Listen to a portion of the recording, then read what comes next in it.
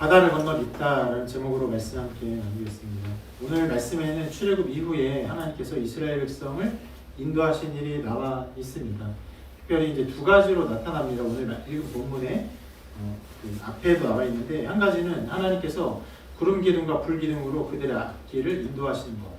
또 한 가지는 홍해를 갈라지게 하셔서 이스라엘을 바로의 군대에서 구원하신 것입니다.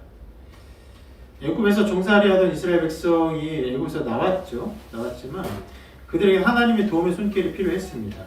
그래서 하나님께서 이 두 가지 사건을 통해서 그들에게 필요한 도움을 주셨는데, 오늘 이 말씀들을, 실은 본문이 꽤 긴데요, 이 말씀을 보면서 하나님이 어떻게 그의 백성을 인도하시는지, 그리고 그 하나님이 인도하신 가운데 하나님의 백성은 어떻게 하나님의 뜻에 순종했는지 이것을 보일 것이고, 그리고 하나님께서 이스라엘 백성을 인도하실 때 이스라엘 백성의 구원자였던 모세가 어떻게 사역했는지를 볼 것입니다. 그리고 이 모든 일들 사이사이에 섞여 있는 현실적인 어려움도 함께 살펴보도록 하겠습니다. 먼저 하나님의 인도하심을 볼 텐데, 출애굽 이후에, 애굽에서 나온 이후에 이렇게 인도하셨다라고 성경이 말씀합니다. 같이 한번 읽어볼게요. 있습니다. 시작. 바로가 백성을 보낸 후에 블레셋 사람의 땅의 길은 가까울지라도 하나님이 그들을 그 길로 인도하지 아니하셨으니, 이는 하나님이 말씀하시기를 이 백성이 전쟁을 하게 되면 마음을 돌이켜 애굽으로 돌아갈까 하셨습니다. 하나님께서 그 목적하신 땅이 분명히 있습니다. 그러니까 어떤 그 족속들이 그 살고 있는 땅이라고 선명하게 말씀하셨는데, 그 땅으로 인도하시는데 하나님께서 다른 길로 인도하셨다, 블레셋 사람이 있는 곳으로 인도하지 않으셨다라고 해요. 왜 그러냐면, 지도를 잠깐 보면 이렇습니다.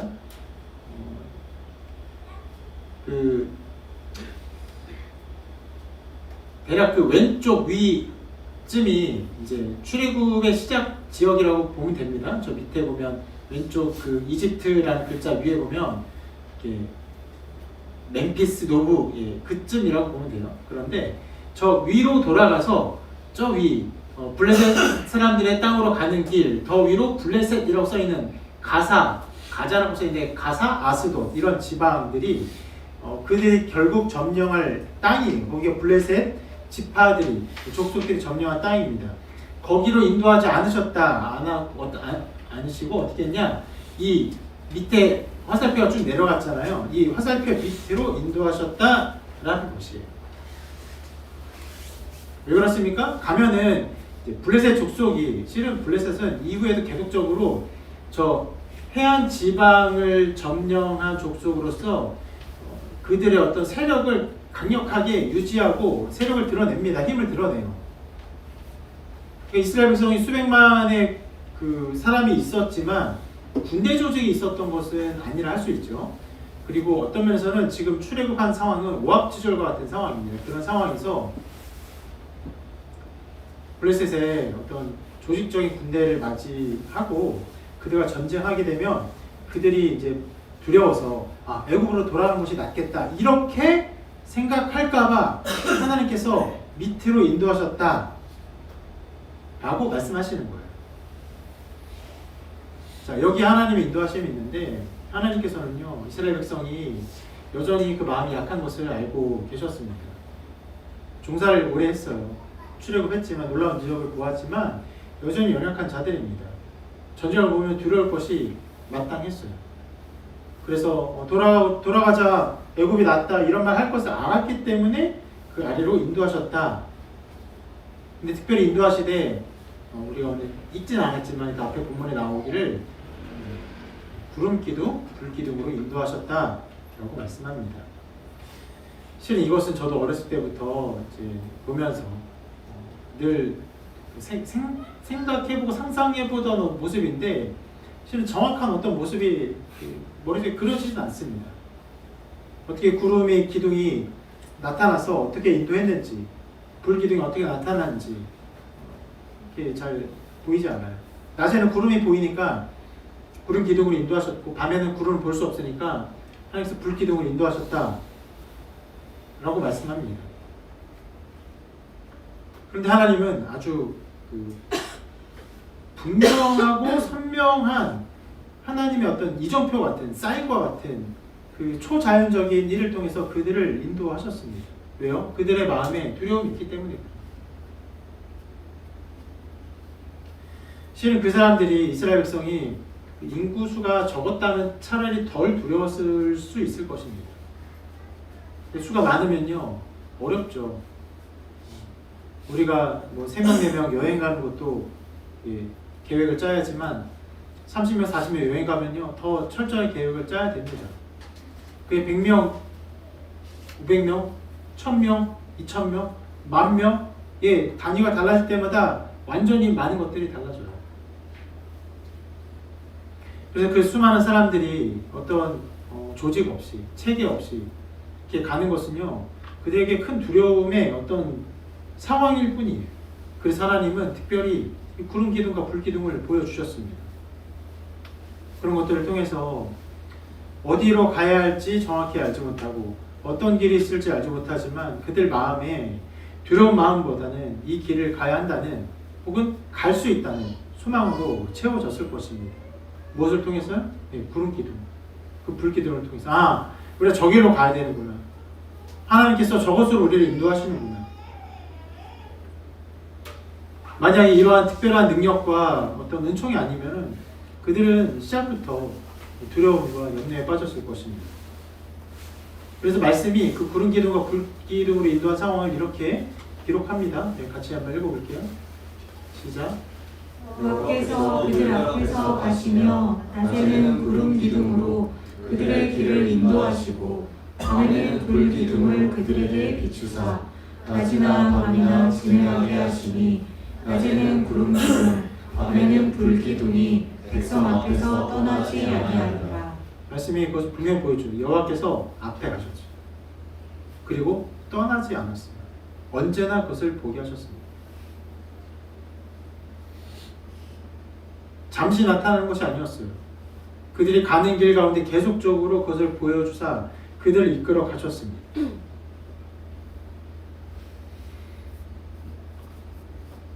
자, 아까 하나님께서 블레셋 땅으로 인도하지 아니하시고 그리고 구름 기둥과 불 기둥으로 인도하사 그들을 이제 아래쪽으로 인도하신 것을 생각해 보면요.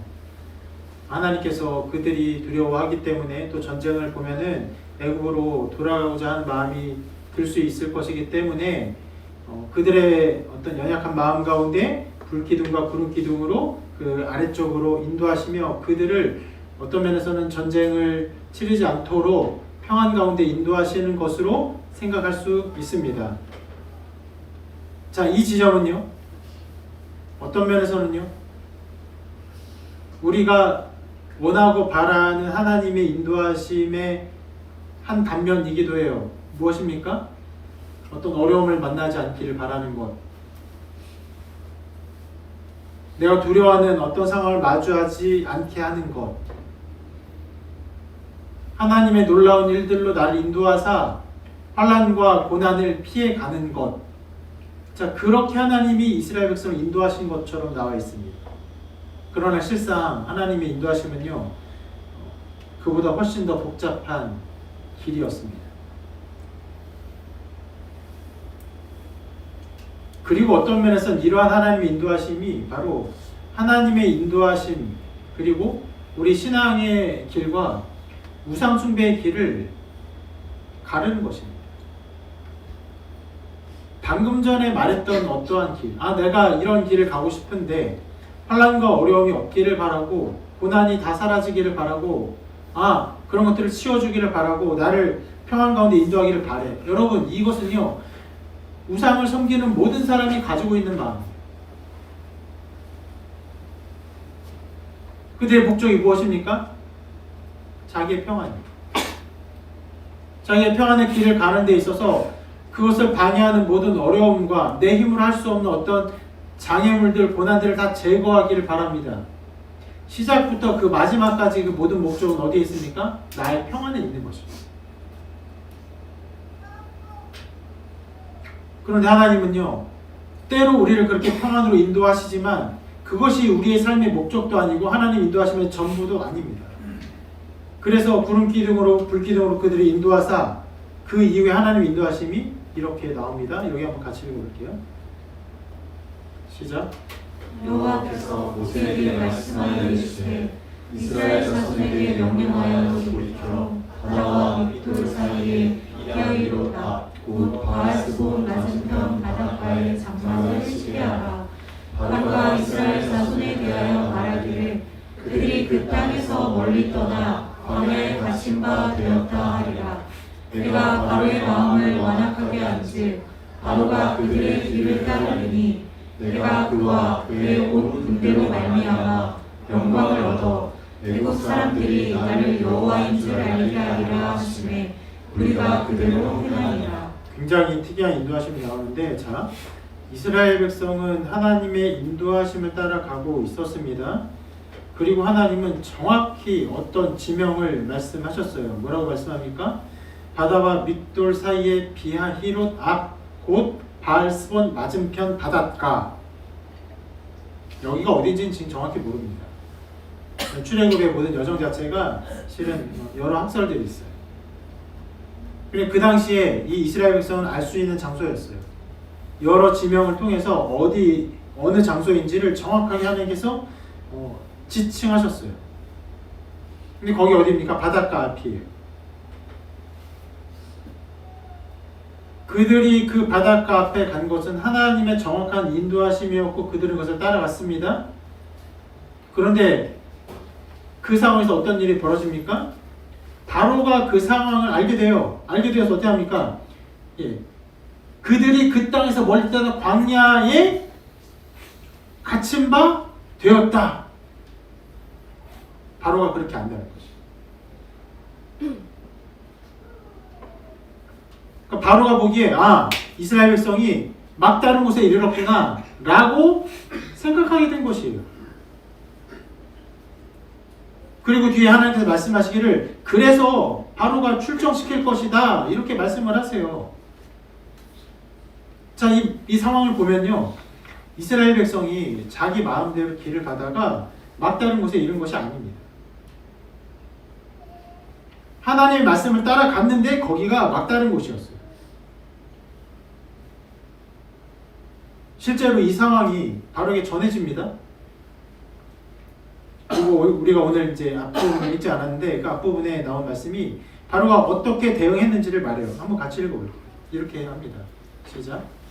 그 백성이 도망한 사실이 애국 왕에게 알려지매 바로와 그의 신하들이 그 백성에 대하여 마음이 변하여 이르되 우리가 어찌 이같이 하여 이스라엘을 우리를 성중에서 놓아 보내었는가 하고 바로가 곧 그의 병거를 갖추고 그의 백성을 데리고 갔으니 성읍의 병거 600개와 애굽의 모든 병거를 동원하니 지휘관들이 다 거느렸더라.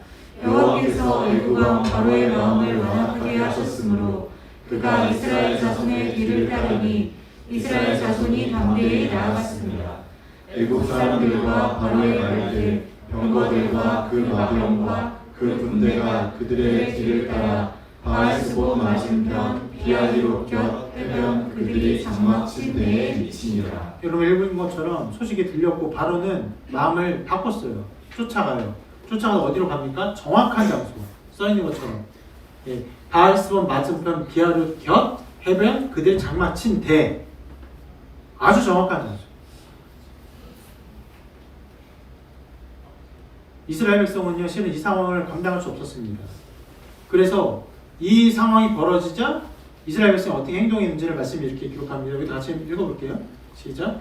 바로가 가까이 올 때에 이스라엘 자손이 눈을 들어 본즉 애국 사람들이 자기를 뒤에 이른지라. 이스라엘 자손이 심히 두려워하여 여호와께 부르짖고 그들이 또 모세에게 이르되 애굽에 매장지가 없어서 당신이 우리를 이끌어내어 이 광야에서 죽게 하느냐. 어찌하여 당신이 우리를 애굽에서 이끌어내어 우리에게 이같이 하느냐. 우리가 애굽에서 당신에게 이른 말이 무엇이 아니냐. 이르기를 우리를 내버려두라. 우리가 애굽 사람을 섬길 것이라 하지 아니하느냐. 애굽 사람을 섬기는 것이 광야에서 죽는 것보다 낫겠노라. 어떻게 보면요, 이스라엘 백성의 지금 상태는 하나님께서 처음에 염려한 그 상태예요. 무엇이에요? 전쟁을 보면 차라리 애굽에서 사는 것이 낫겠다 생각했던 그 염려한 그 상태. 그래서 13장 말씀에 이 백성이 전쟁을 하게 되면 마음을 돌이켜 애굽으로 돌아갈까 이렇게 걱정하셨어요. 그래서 아래쪽으로 인도하셨는데, 그리고 바알스본 맞은편으로 인도하셨는데, 거기서 애굽의 군대를 보자 애굽에서 사는 것이 우리가 더 나았다 이런 말을 하고 있는 것이에요.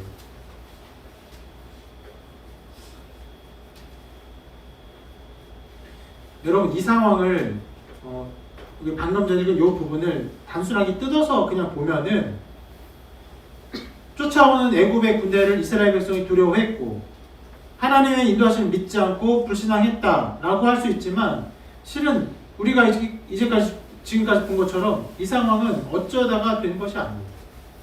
우연히 된 것이 아니었습니다. 하나님께서 분명히 그들을 막다른 곳으로 인도하셨어요.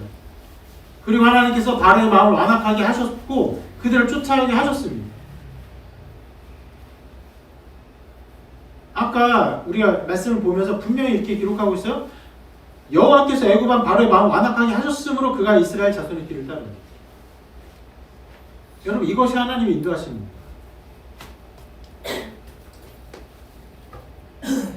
여기에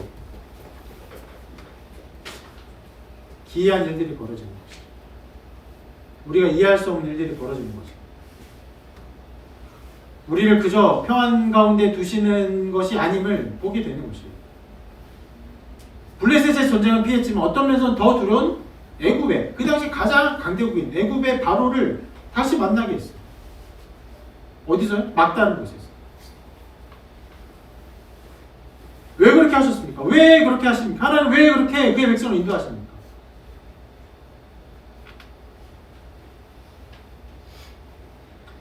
백성들의 불평에 대해서 모세가 곧바로 대답을 하는데, 그 대답에 바로 하나님의 이러한 인도하신 목적이 나옵니다. 이렇게 말씀합니다. 모세가 백성에게 이르되 너희는 두려워하지 말고 가만히 서서 여호와께서 오늘 너희를 위하여 행하시는 구원을 보라. 너희가 오늘 본 애굽 사람을 영원히 다시 보지 아니하리라. 여호와께서 너희를 위하여 싸우시니 너희는 가만히 있을지니.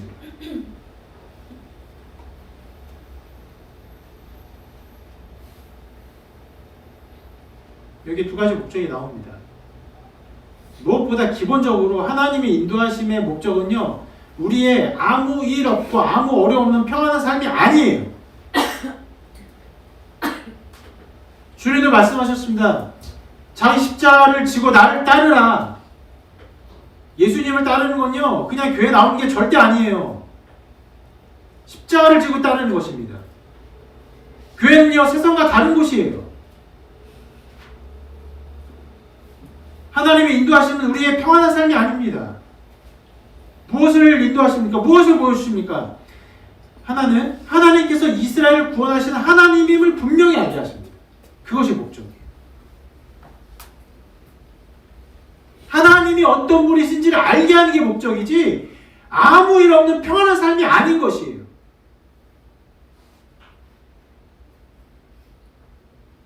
그리고 이 말씀에 또 하나의 목적이 나옵니다. 무엇입니까? 또는 바로 하나님께서 애굽을 심판하는 분이심을 알게 하는 거죠.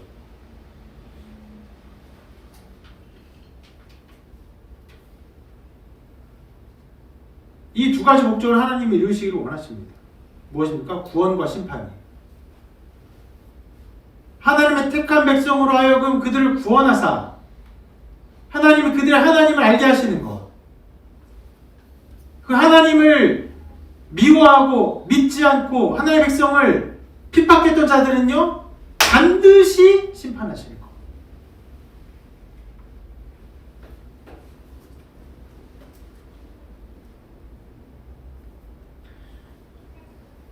애굽은 이미 하나님을 믿지 않는 태도를 엄청나게 많이 보였습니다. 바로는 그렇게 했어요. 그리고 그들의 완악한 마음속에서 다시 잡아오고자 쫓아왔습니다. 포기하지 않았어요. 무엇입니까? 하나님에 대한 도전이에요. 여러분, 이 개념이 우리는 좀 약해요. 어떤 거냐면 한 민족의 신이 누구냐.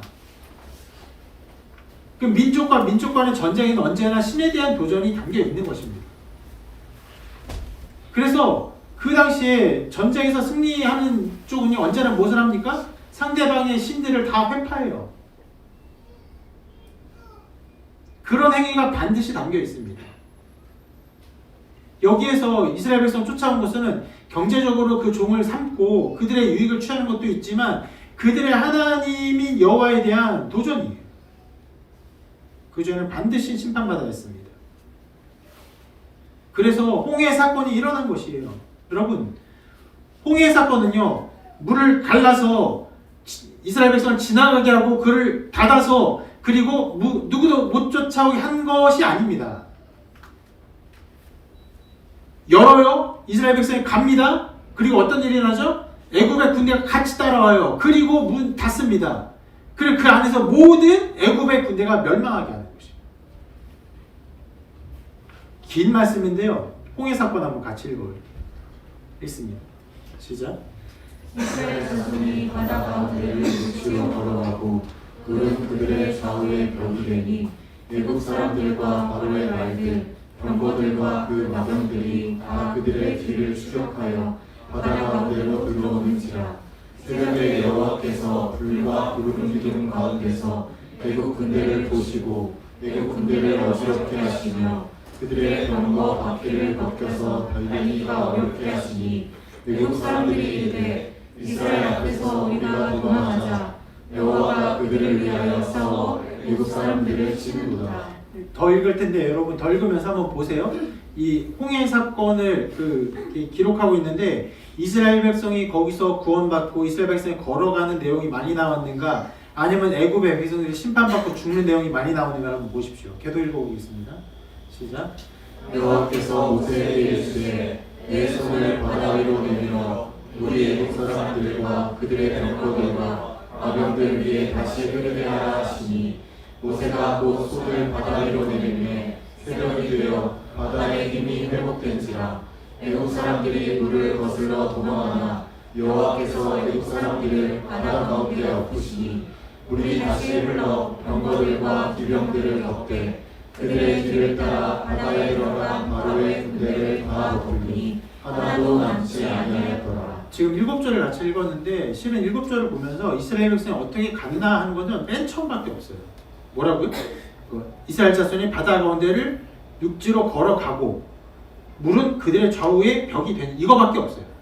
나머지는 뭡니까? 전부 애굽의 군대가 어떻게 쫓아오고 어떻게 심판받고 어떻게 죽었는지를 더 자세히 기록하고 있어요. 여러분, 우리 말씀에 정직해야 됩니다. 말씀은요, 이스라엘 백성의 구원을 우리에게 보여주지만 그것만이 아니라 도리어 그것보다 더 중요하게 애굽의 심판, 애굽의 멸망을 더 선명하게 기록하고 있어요. 실은 이 과정에서 하나님께서 애국을 심판하시는 일을 하고 있다는 것을 더 드러내기 위해서 아까 읽은 말씀 중에 이런 부분이 있었습니다. 이렇게 새벽에 여호와께서 불과 구름 기둥 가운데서 애국 군대를 보시고 애국 군대를 어지럽게 하시며 그들의 병거 바퀴를 벗겨서 달리기가 어렵게 하시니,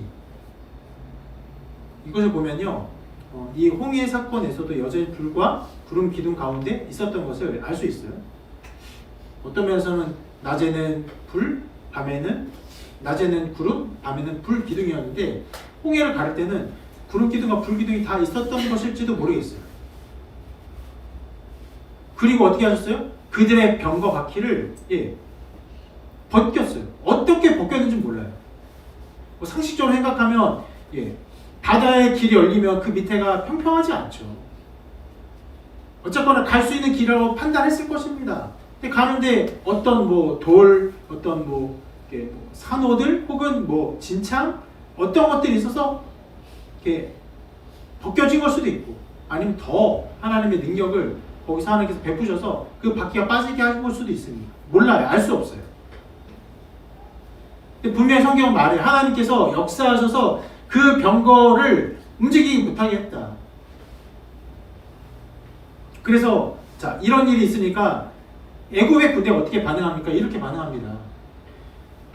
이스라엘 앞에서 우리가 도망하자. 여호와가 그들을 위하여 싸워 애굽 사람을 치는도다. 어떤 일이 벌어진 거예요? 실은 물이 그들을 덮기 전에 이미 그들은 전의를 상실했어요. 왜요? 물이 오니까요? 아니요. 이미 막 병과 바퀴가 벗겨지고 그들이 갈 수 없는 상태, 완전히 그 안에서 가지도 못하고 오지도 못한 상태가 되니까 하나님의 능력을 보고 그들이 당할 멸망을 예감한 것이에요. 어떤 면에서는 당연한 것이에요. 왜요? 그들이 이제까지 10가지 재앙을 다 맞은 사람들. 실은 이 사람들이 한편으로는 두 가지 마음이 있었을지 몰라요. 하나는 그 장자가 죽은 것에 대한 두려움. 또 하나는 그 장자가 죽은 것에 대한 복수심. 그 경험이 있는 사람들이에요. 얼마 전에 그 장자가 죽은 것을 다 경험한 사람들이에요. 그리고는 이제 하나님이 그들을 치는 것을 보자 그들이 완전히 두려움에 빠집니다. 그렇게 말씀은 하나님이 그들을 그 바다 가운데에 두사 그들을 치시고 그들을 멸망하시고 그들을 죽이시고 심판하신 것을 더 길게 기록하고 있습니다. 하나님은 애굽을 심판하기를 원하셨어요.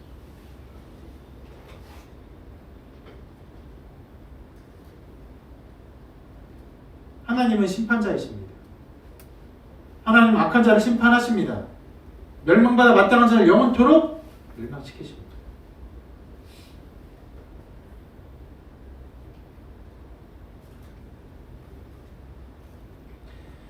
계시록을 보면요, 하나님께서 그 하나님의 구원 사역의 마지막 때에 대한 계시의 말씀을 주시면서 이런 말씀이 나옵니다. 같이 한번 읽어볼까요? 시작. 또 내가 새 하늘과 새 땅을 보니 처음 하늘과 처음 땅이 없어졌고 바다도 다시 있지 않더라. 마지막 때의 새로운 모습을 말하는 것이에요. 그러면서 그때 일어날 일을 이렇게 말합니다. 시작. 내가 들으니 보좌에서 큰 음성이 나서 이르되 보라, 하나님의 장막이 사람들과 함께 있으매 하나님이 그들과 함께 계시니 그들은 하나님의 백성이 되고 하나님은 친히 그들과 함께 계셔서 모든 눈물을 그 눈에서 닦아주시니 다시는 사망이 없고 애통하는 것이나 욱하는 것이나 아픈 것이 다시 있지 아니하리니 처음 것들이 다 지나갔음이로라. 하나님의 장막이 있습니다. 그리고 그 안에 하나님의 백성이 있어요. 그렇다는 것을 큰 음성이 나는 거예요. 보좌에서 그 음성이 외쳐지는 거예요. 하나님이 그 백성과 함께 하십니다. 그 장막 안에서. 그래서 어떻게 됩니까? 또 모든 눈물을 닦아주세요. 우리 인생의 모든 애통하는, 곡하는 것, 사망, 아픈 것, 우리는 다 그 길을 갈 것입니다. 여러분 나중에 다 아프게 될 것이고 다 죽게 될 것이고 그로 말미암아 다 곡하게 될 것이에요. 우리 인간이 당할 모든 그 마지막 운명들이 다시는 잊지 아니할 것이다. 하나님께서 그 모든 눈물을 씻어주실 것이다 말씀하세요. 복과 은혜를 우리에게 말씀하시고 우리의 구원을 말씀하십니다. 그런데 자 4절에 이런 말씀하시고 그리고 몇 가지를 더 말씀하신 후에 8절에 그 마지막 때에 있을 일 이렇게 말씀합니다. 읽어볼게요. 시작. 그러나 두려워하는 자들과 믿지 아니하는 자들과 흉악한 자들과 살인자들과 음행하는 자들과 점술가들과 우상 숭배자들과 거짓말하는 모든 자들은 불과 유황으로 타는 곳에 던져지니 이것이 둘째 사망이라. 마지막 때의 심판을 반드시 말하고 있어요. 그의 택한 백성을 구원할 뿐 아니라 그렇지 아니한 자들, 어떤 자들입니까? 두려워하는 자들, 믿지 않는 자들, 흉악한 자들, 살인자들, 음행하는 자들, 점술가들, 우상숭배들, 거짓말하는 모든 자들이 다 불과 유황으로 타는 곳에 던져진다. 하나님은 심판을 통해서 하나님의 공의를 드러내십니다. 이것이 하나님의 통치, 하나님의 공의입니다. 하나님의 통치는요, 그의 백성을 구원하기만 있지 않고 심판받아 마땅한 자들이 처벌되는 것을 통해 드러납니다. 하나님은 이것을 원하셨습니다. 그래서 어떻게 하셨습니까? 바로의 마음을 끝까지 완악하게 두셨고 애굽의 군대를 바닷속에서 다 죽게 하셨습니다. 그리고 이 심판이 이루어지기 위해서 어떻게 했습니까? 하나님께서 이스라엘 백성을 막다른 곳에 두셨어요.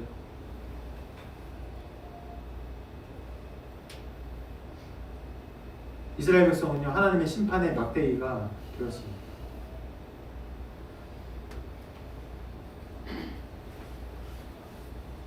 언제나 하나님 그렇게 일하십니다.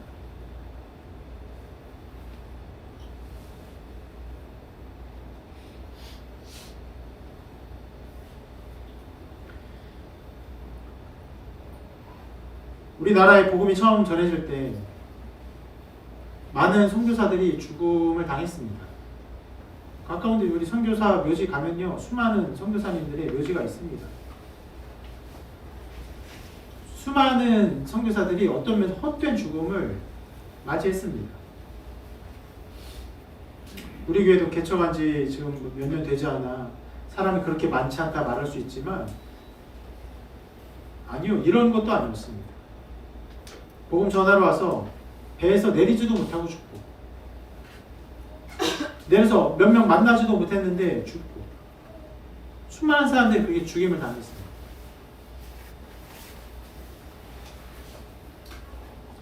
그 선교사들의 피해 값을 누가 갚으십니까? 한편으로는 선교사의 피해 값으로 말미암아 복음이 흥황하게 하시고 우리가 살게 하셨지만 그 피를 흘리게 한 자들, 하나님의 복음을 멸시하고 공격하는 자들 반드시 하나님이 심판하십니다.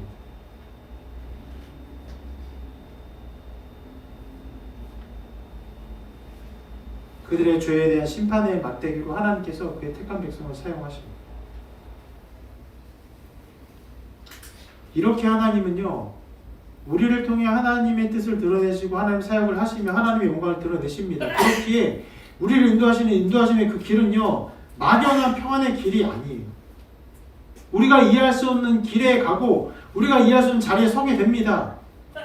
방금 말씀드린 선교사님의 수많은 기도의 내용들을 보면요, 하나님 앞이 보이지 않습니다 라고 기도해요.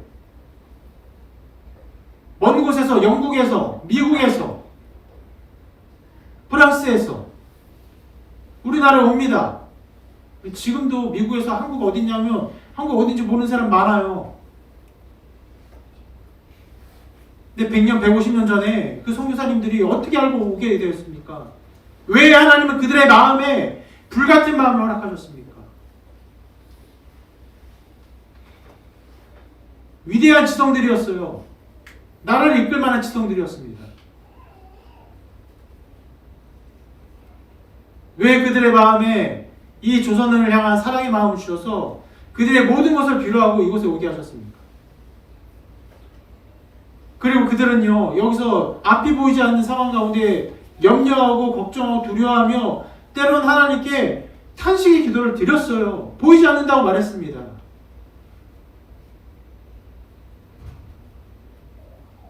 그 중에 어떤 선교사님들은 정말 그 하나님의 뜻을 선명하게 다 알지 못하고 정말 그냥 죽었습니다.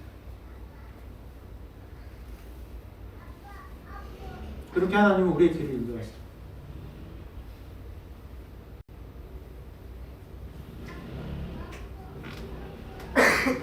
이렇게 하나님께서 인도하심이 하시는 것이 나타났고, 그리고 우리가 오늘 말씀의 두 번째 볼 것, 그러면 하나님이 그렇게 인도하셨을 때 이스라엘 백성은 어떻게 반응하였는가?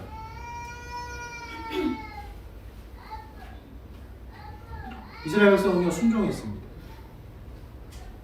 그들의 순종은 하나님의 뜻을 이루는 도구가 되었습니다.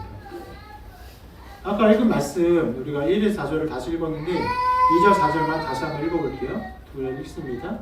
시작. 이스라엘 자손에게 명령하여 돌이켜 바다와 돌 사이에 야이로 곧 바하스본 나사탄 바닷가에 장막을 치게 하라. 내가 바로의 마음을 완악하게 한즉 바로가 그들의 길을 따르리니 내가 그와 그의 온 군대로 말미암아 영광을 얻어 애국 사람들이 나를 여호와인 줄 알게 하리라 하시매 우리가 그대로 그대로 행하니라. 아까 그 부분이고 그 비하이로 앞그 소리 하게 하라 하니까 그 일에 대해서 자 하나님의 그 인도하시면서 어떻게 반응했어요? 마지막에 이렇게 말하죠. 우리가 그대로 행하니라. 순종했습니다. 어떤 면에서 실은 이 백성들은요 하나님의 인도하심의 내용을요 다 알지 못했어요. 실은 방금 했던 하나님의 1절에서 4절의 말씀 그곳에 가라 내가 바를 말 완악하게 할 것이다 내용도 실은 정확하게 알지 못했어요. 그래서 애굽의 군대가 실제로 오니까 어떻게 했습니까? 굉장히 두려워했습니다. 엄청난 원망의 말을 쏟아냈어요. 이렇게 말했습니다. 우리가 애굽에서 당신의 이른 말이 이것이 아니냐 이르기를 우리를 내버려두라. 우리가 애굽 사람을 섬길 것이라 하지 아니하더냐. 애굽 사람을 섬기는 것이 광야에 죽는 것보다 낫겠노라. 실은 그 중에 많은 사람들이 애굽에서부터 불평하고 있었어요. 지금 우리가 본 것처럼 처음에 모세가 바로에게 말할 때부터 애굽에서 이 백성들을 놓아 보내라라고 말할 때부터 바로가 그들을 핍박하자 원망을 했어요. 모세와 아론에게 너희들 때문에 우리가 이렇게 고난 가운데 있지 않냐? 너희 때문에 이렇게 이 노역을 하고 있지 않냐? 실은 그들의 불평과 불만 처음부터 계속 있었어요.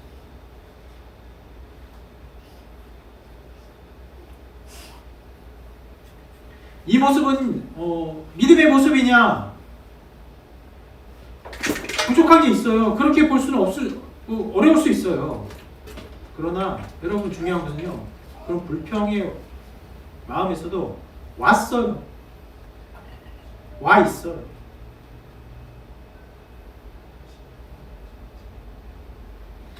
그렇게 말씀은요. 이 사람들이 불평과 불만한 말이 있지만 그럼에도 불구하고 이 길을 걷고 순종했음을 보여주고 있습니다.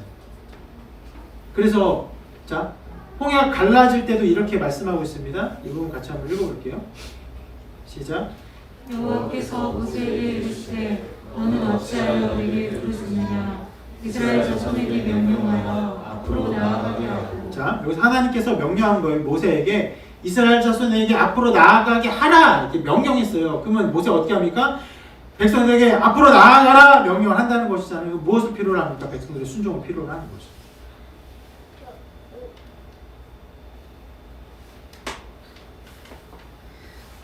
그 후에 22절은 이렇게 말합니다. 여기 읽어볼게요. 시작. 이스라엘 자손이 바다 가운데를 육지로 걸어가고 무릇 그들의 좌우에 벽이 되니. 걸어갔습니다. 백성들은 그 길을 갔어요. 너무나 당연한 일이지만 이 모든 일들은 백성들의 순종을 통해 이루어졌습니다. 부족함이 없었냐? 있었어요. 불평 불만 안 했냐? 했어요. 그럼에도 불구하고 지금 불평 불만한 사람들은 어떤 사람들입니까? 물론 이 불평 불만이 이스라엘 백성 전체는 아닙니다. 이 모든 이스라엘 백성 어떤 사람들이라 말할 수 있어요? 하나의 말씀대로 순종했고 그래서 유월절을 지킨 사람들이고 어린 양을 죽여 피를 바른 사람들이고 은금 폐물을 구한 사람들이고 무교절을 지킨 사람들.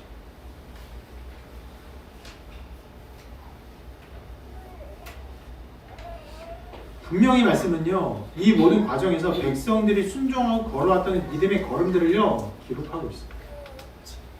그것이 엄청난 것이냐 그것이 위대한 것이냐 그렇게 말하진 않아요.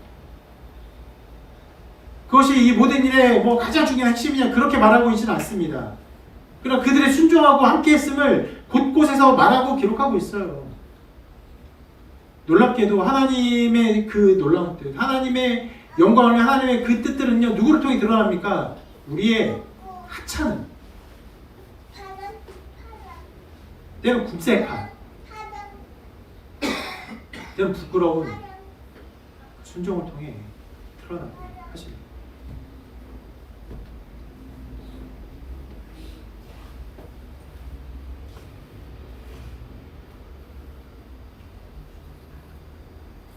때로 제가 목회자로서 어떤 일들을 여러분들에게 명령할 때가 있습니다. 이거 저 하세요. 이런저런 하세요. 할 때 여러분들이 제가 명령하고 제가 말하는 것에 잘 이해하고 탁월하게 어떤 것들을 잘하면 제 마음이 너무 기쁩니다. 너무 기뻐요. 그런데 제가 원한 뜻을 잘 이해하지 못하고 제대로 하지 못하고 정말 흉내만 내고 하면 제 마음이 어떠십니까? 불편해요. 여러분 인간도 실은 그 뜻이 온전히 전달되고 그 뜻이 시행되지 않을 때 불편하고 마음에 불만이 생깁니다. 놀랍게도 하나님은 인간들의 그 연약한 모습들, 부족한 모습들 그것들을 통해 일하세요.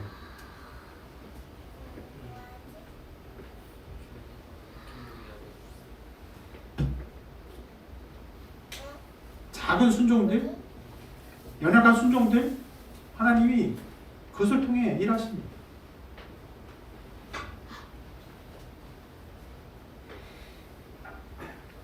그리고 오늘 말씀에서 마지막으로 강조된 것, 그리고 어떤 면에서 가장 중요한 부분입니다. 이 모든 그 걸음 속에서 바로 모세가 한 일을 살펴보도록 하겠습니다. 자, 아까 전에 우리가 본 말씀인데 이스라엘 백성이 모세에게 막 원망과 불평을 쏟아내죠. 그러니까 모세가 이스라엘 백성에게 이렇게 말합니다. 같이 읽어보겠습니다. 시작. 모세가 백성에게 이르되 너희는 두려워하지 말고 가만히 서서 여호와께서 오늘 너희를 위하여 행하시는 구원을 보라. 너희가 오늘 본 애국 사람을 영원히 다시 보지 아니하리라. 여호와께서 너희를 위하여 싸우시리니 너희는 가만히 있을지니라. 굉장히 위대한 말씀을 선포했는데 실은 이 말씀을 하는 그 양상을 보면 좀 특이한 부분이 있습니다. 뭐냐면 우리가 이제까지 모세의 이야기를 계속 보면서 모세가 어떤 식으로 사역했냐면 하나님 말씀하세요. 그러면 모세가 막 반항합니다. 하나님 저 말고요. 다른 사람 뭐 시켜주세요. 막 반항해요. 그러니까 하나님 계속 말해요. 그러면 네, 알겠습니다 하고 어떻게 합니까? 하나님 주신 말씀을 그대로 전해요. 바로에게 전하죠. 또 하나님께서 하나님들을 시행하고 막 이런 일이 일어나면 막 불평불만해요. 백성들이 왜 그랬냐? 너희 때문에 우리가 고난한다 하면 모세가 기도합니다. 하나님 왜 우리를 이렇게 버리셨습니까? 어찌 우리를 이렇게 내어버리셨습니까? 왜 우리에게 고난을 하십니까? 이렇게 말해요. 하나님이 이렇게 뭐라고 말씀하십니다. 그리고 같이 말해요. 실은 이런 양상이 계속됩니다. 그런데 이 상황에서 백성들이 우리가 애굽에 있는 것이 낫지 않겠냐? 우리가 여기서 계속 말하지 않았느냐? 우리가 그렇게 말한 건 아니냐? 애굽에서 종살이 낫겠다 이렇게 말을 했어요. 그 상황에서 모세가 하나님께 원망과 불평과 어떤 기도, 간구 아무것도 하지 않아요. 곧바로 말합니다. 바로 선포해요. 백성에게. 뭐라고 합니까? 두려워하지 말고 가만히 서서 여호와께서 오늘 너희를 위해 행하시는 구원을 보라. 이 모든 과정에서 모세는요 그저 선포합니다. 불평과 불만의 말을 하는 과정들이 다 생략되어 있어요. 즉각적으로 반응합니다.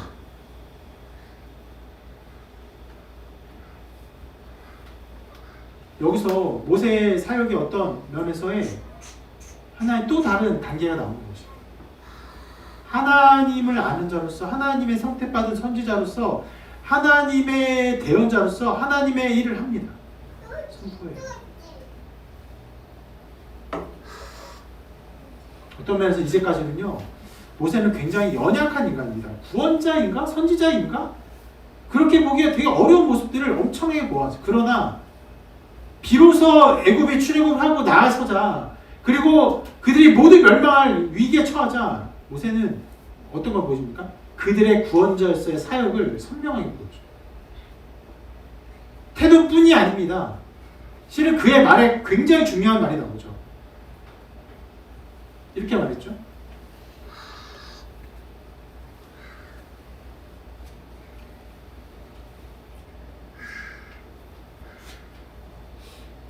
이 말씀에서 하나님의 구원 사역에 매우 중요한 것을 선포합니다. 가만히 서서. 가만히 서서.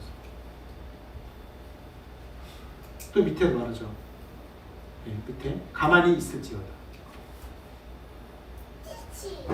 여러분 이것이 기독교와 다른 종교를 아주 확연하게 가르는 가장 큰 하나님 사역의 핵심입니다. 무엇입니까? 하나님이 우리를 구원하세요. 우리는 뭘 합니까? 아무것도 할 것이 없어요. 제가 로마서를 강의하면서 로마서가 복음의 깊은 것들을 선포하는 내용들인데 거기서 제가 설교할 때 여러 액션을 하는데 그 액션 중에서도 자주 이런 액션을 했어요. 아무것도 하지 않아요. 아무것도 하지 않아요. 여러분 평생에 내가 구원받는 데 있어 아무것도 하지 않는 이런 전적인 내려놓음, 나를 내려놓고 아무것도 할 수 있는 것이 없다는 것을 아는 이 이해와 믿음 중요합니다. 반드시 그 믿음이 있어요. 여러분 신앙생활 하면서 열심히 기도하고 하나님 내가 열심히 살아보겠습니다. 열심히 열심히 해보겠습니다. 늘 이것으로 충만해 있다면 여러분 진심으로 여러분들이 예수 그리스도만을 믿는지를 생각해봐요. 하나님의 구원을 볼 때, 하나님이 우리를 위해서 하신 일을 볼 때 우리가 할 수 있는 가장 크고 위대하고 그리고 가장 중요한 반응은 무엇입니까? 아무것도 하지 않아요. 그리고 하나님이 하신 일을요 그저 받아들이는 것이죠.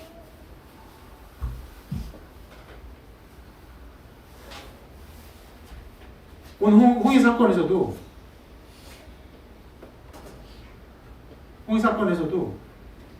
하나님이 다 하셨어요. 어떻게 하세요? 물을 여셨어요. 길을 내셨어요. 이스라엘 백성이 뭘 합니까? 그걸 받아들이면 되는 거예요. 걸어가면 되는 거예요. 아까도 그것을 위대한 순종이라고 말하지 않았죠? 그러나 그 받아들임이에요. 순종함이에요. 그들이 걸어갔기 때문에 살아났다. 누가 그렇게 말하겠습니까? 어떤 면에서 그들은 아무것도 한 것이 아니에요. 하나님의 은혜가 이렇게 나타납니다.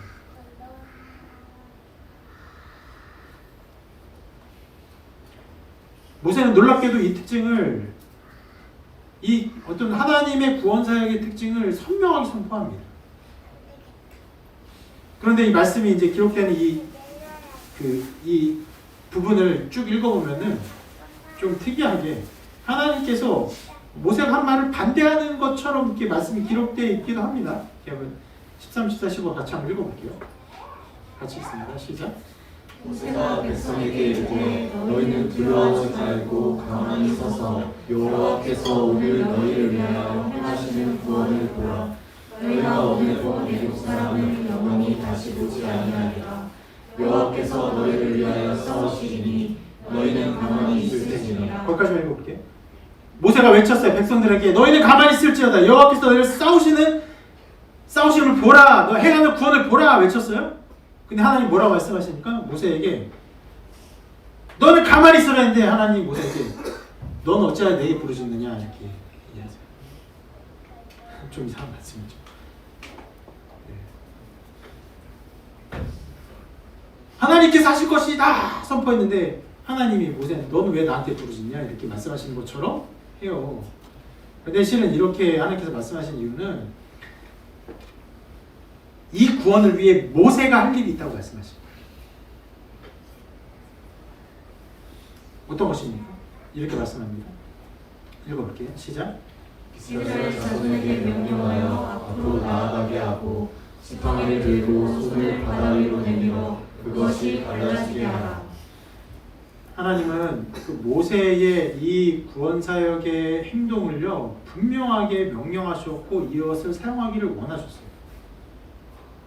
그의 손을 통해, 그의 순종을 통해, 그의 지팡이를 통해 이 바다가 갈라지게 하셨습니다. 왜 그렇게 하셨습니까? 하나님이 모세를 구원자로 높이시며 그를 사용하시는 거죠. 하나님이 이것을 원하셨어요. 그래서 홍해가 갈라질 때도 이렇게 기록합니다. 읽어볼게요. 시작.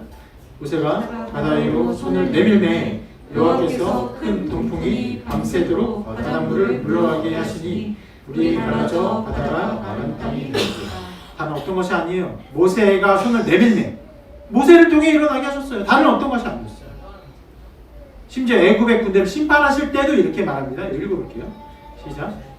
여호와께서 모세에게 이르시되 내 손을 바다 위로 내밀어 우리 애굽 사람들과 그들의 병거들과 마병들 위에 다시 흐르게 하라 하시니.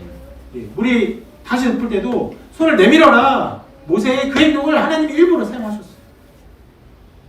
왜 그렇게 하십니까? 왜 그렇게 하십니까? 하나님이 모세를 그 그가 택하신 이 선지자를요 모든 백성 중에 가장 높이기를 원하셨어요. 하나님이 그를 높이기를 원하셨어요.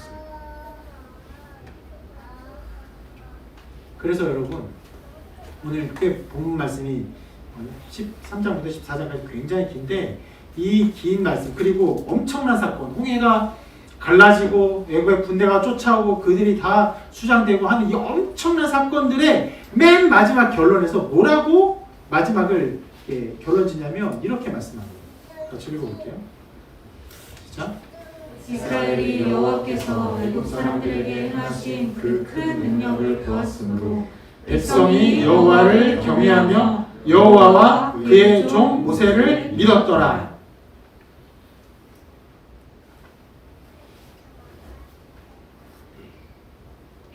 하나님이 그렇게 모세를 높이기를 원하신 것이에요. 그를 구원자로 믿기를 원하셨어요. 실은 너무 높이셔가지고 실은 유대교도 뭐 당연히 기독교도 이슬람교도 모세를 믿죠. 다 믿습니다. 근데 여기서 하나님이 원하신 것이 무엇이에요? 모세를 믿는 게 아니에요. 무엇을 믿는 거예요? 하나님이 세우신 구원자를 믿는 거죠.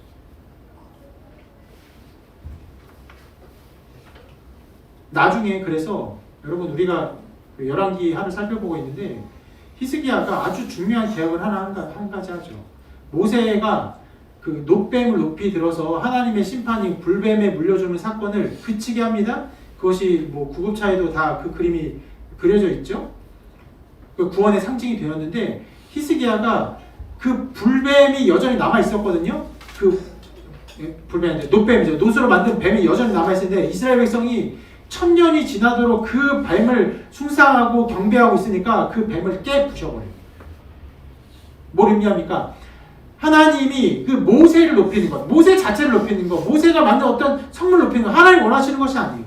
하나님 원하시는 것이 무엇입니까? 하나님이 택한 구원자, 그를 바라며 구원받기를 하나님이 기뻐하신다는 것이에요.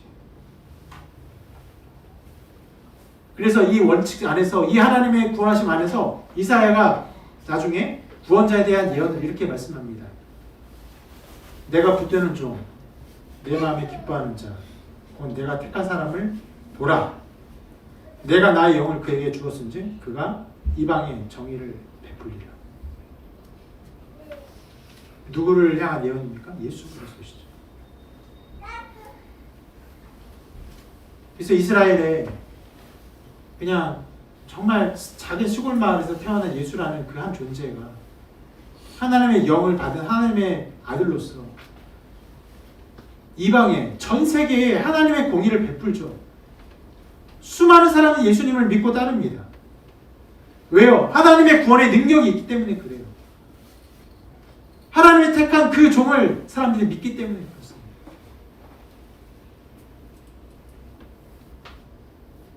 그리하여서 오늘 사건의 어떤 결론이 무엇입니까? 하나님의 택한 구원자를 바라보며 그를 통해 구원을 얻는 것이에요. 그래서 오늘 말씀 이렇게 정리할 수 있습니다. 하나님은 우리의 삶을 인도하십니다. 그러나 무조건적인 평안이 아니에요. 우리가 알지 못하는 길로 인도하십니다.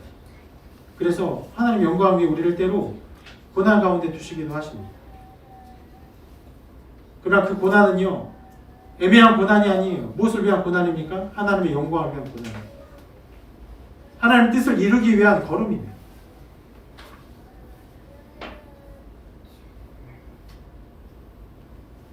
삶이 어렵습니까? 고난이 있습니까? 하나님의 특별한 뜻이 있음을 바라보십시오. 그래서 나중에 바울이 뭐라고 말합니까? 환난 중에도 즐거워하나요? 환난은 인내를, 인내는 연단, 연단은 소망을 이루는 줄 우리가 압니다.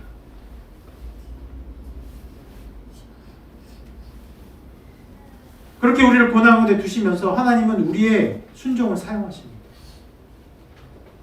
고난 가운데 우리의 순종, 우리의 믿음의 걸음들이 분명히 있어요. 우리가 가야 할 길이 있습니다.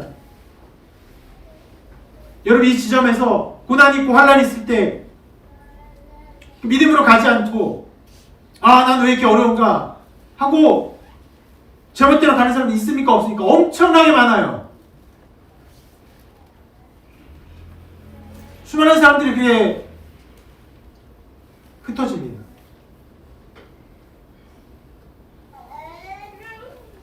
그러나 하나님의 백성은요, 그 길을 갑니다. 믿음의 길을 가요. 잘 알지 못해요.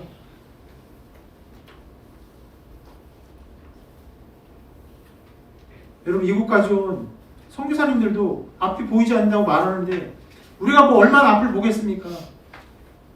얼마나 미래를 잘 볼 수 있겠어요? 우리 안 보여요. 어려워요. 환난 가운데 있어요. 그러나 우리 믿음의 걸음을 사용하십니다. 우리 어떻게 하십니까?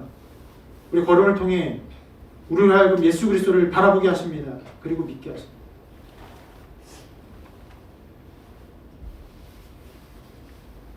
여러분, 오늘 설교 제목이 뭔지 기억이 안 나실 거예요. 이것이었습니다. 바다를 건너 믿다. 믿어서 바다를 건넌 것이 아니라 도리어 바다를 건너서 믿었다라고 제가 표현해놨어요. 그들이 건넌 후에 이제 모세를 믿게 되었어요. 그 전에 믿음이 아니었냐? 아니요, 그 작은 믿음일 수 있어요.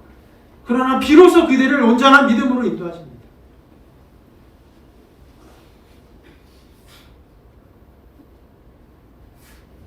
여러분, 삶에 나타나는 수많은 일들을 통해서 하나님 역사하시고 하나님 예수 그리스도를 보게 하시고 모든 무거운 것과 얽매이신 죄를 벗어버리고 우리 앞에 나는 경주를 경주하며 믿음의 주여 또 온전케 하신 예수를 바라보자.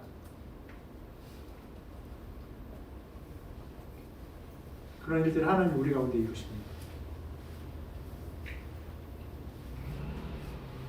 이런 하나님 인도하신 가운데 이런 삶이 있음을 기억하시고 그리고 예수님만을 바라보시고 믿고 하나님의 영광을 나타내는 여러분의 삶이 되시기를 주님의 이름으로 축원합니다.